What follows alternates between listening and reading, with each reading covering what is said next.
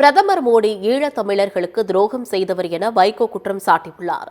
முள்ளிவாய்க்கால் நினைவு தினத்தையொட்டி சென்னை பெசன்ட் நகர் கடற்கரையில் மதிமுக மற்றும் மே 17 இயக்கம் சார்பில் வைகோ, திருமுருகன் காந்தி ஆகியோர் தீச்சுடர் ஏற்றி உயிரிழந்த ஈழத் தமிழர்களுக்கு நினைவஞ்சலி செலுத்தினர். அதன் பின்னர் செய்தியாளர்களை சந்தித்த வைகோ, பிரபாகரன் ஒரு மாவீரன், வரலாற்றில் பிரபாகரனை போன்ற தலைவன் தோன்றியது கிடையாது என்று பெருமிதம் தெரிவித்தார்.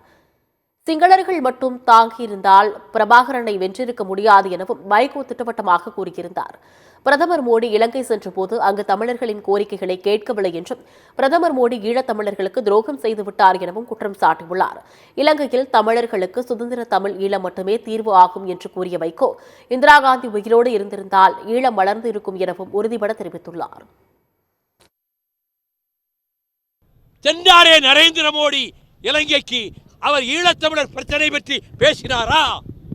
ஈழத்தமிழர் தலைவர்களிடத்திலே அவர்கள் கோரிக்கை என்ன என்று கேட்டாரா?